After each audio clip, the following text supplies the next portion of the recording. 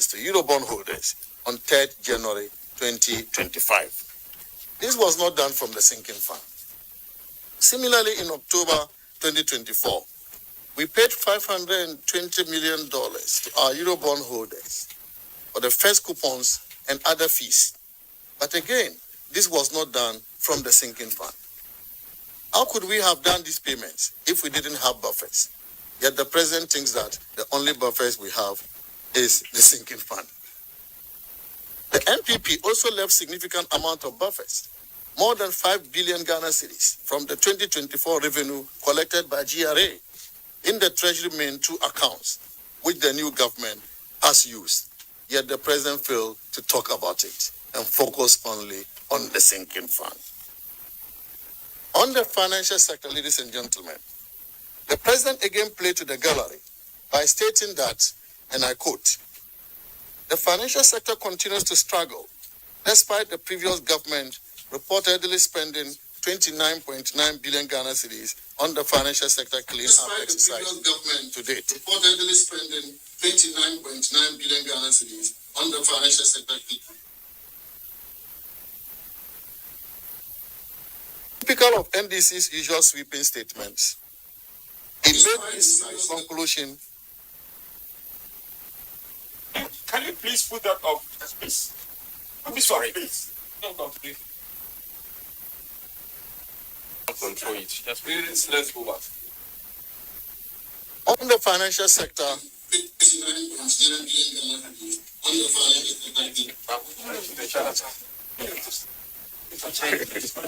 typical of NDC's usual sweeping statements, he made this.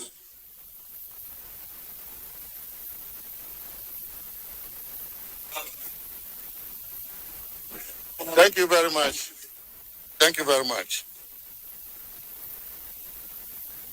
In the financial sector, ladies and gentlemen, the president again played to the gallery by stating that, and I quote, "The financial sector continues to struggle despite the previous government reportedly spending 29.9 billion Ghana cedis on the financial sector cleanup exercise to date," unquote.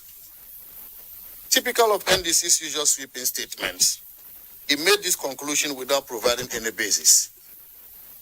Whilst we sympathize with those who were adversely affected by the financial sector cleanup, the exercise was well intended to protect the banking industry from collapse, protect depositors' money, and revive the economy. The evidence today shows that, notwithstanding the DDEP effects on the local banks, the financial sector has become stronger, with banks posting impressive financial ratios and returning to profitability. This is the true state of the financial sector in Ghana. The Bank of Ghana's recent publication, Summary of Economic and Financial Data, January 2025, provides very rich information about the performance of the financial sector.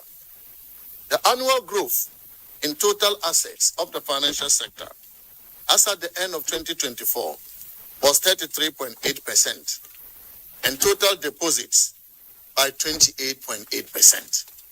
Similarly, in terms of liquidity, all liquid assets, the short-term liabilities grew by 46.3%. The capital market shows similar strong performance, with the GSE All-Share Index year-to-date growing by 56.2% by December 2024. The earnings and profitability ratios also show that return on asset before tax recorded an annual growth of 5.4% in December 2023 and 5% in December 2024, whilst return on equity after tax grew at 34.2% in December 2023 and 30.8% in December 2024. It is no secret that the strength of an economy is also determined by the strength of its financial sector. Given the record of performance of our financial sector under the MPP administration, is this correct, ladies and gentlemen, for such an economy to be described as badly managed? Ladies and gentlemen, you can now understand that all the main components of our economy are in good shape, the real sector, as demonstrated in real GDP growth, the external sector, showing impressive external positions through trade and current account surpluses, and the performance of the financial sector, posting impressive financial ratios. Therefore, we need to ask President Mahama, how did he come by the conclusion that the economy was mismanaged? Ladies and gentlemen, the president tried to scare the Ghanaian people about the country's debt service obligations for the next 4 years, which according to him will amount to 280 billion Ghana cedis, comprising 150 billion Ghana cedis for domestic and 130 billion Ghana cedis in external debt servicing. Government, at every time, provides for debt servicing obligations, and the president is aware of this. We expect the president to mobilize the funds and stop complaining, such as what every government in Ghana has done to service our debts. The MPP did that when he left us with debts in 2017.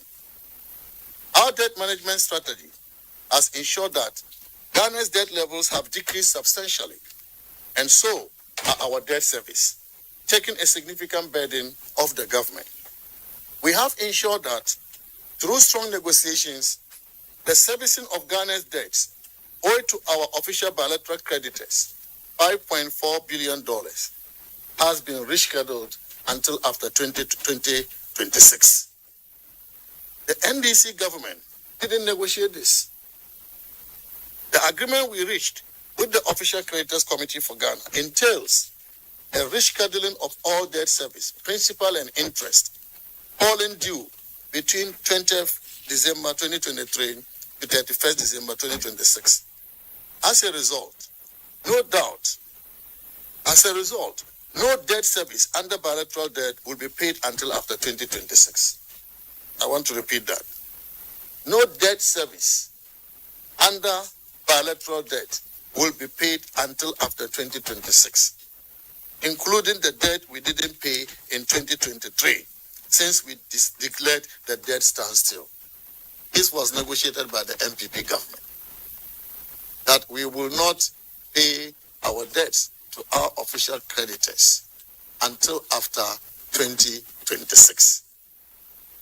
Ladies and gentlemen, the rescheduled amounts to be paid are expected to be repaid in 16 years and in 17 years respectively after their contractual due date.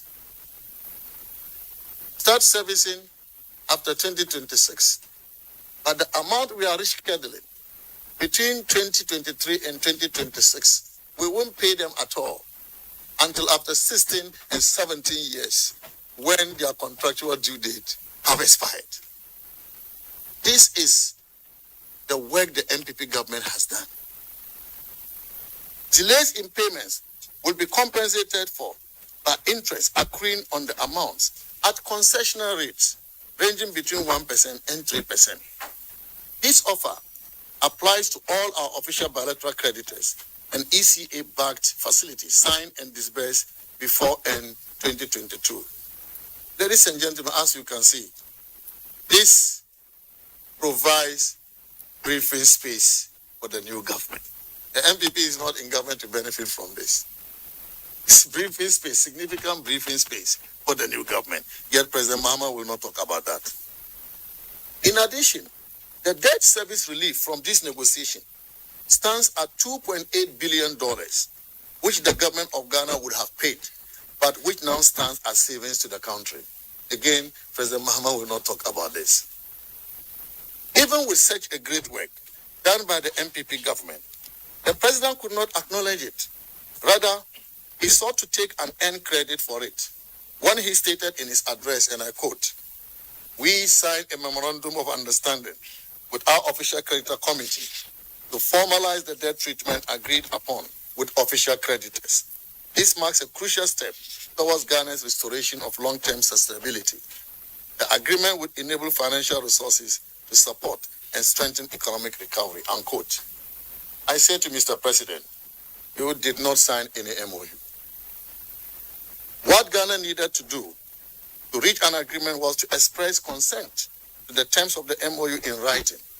This was done on 12 January 2024 to reach an agreement in principle, later firmed up after further negotiations in June 2024, which paved way for the second successful review of the IMF program implementation.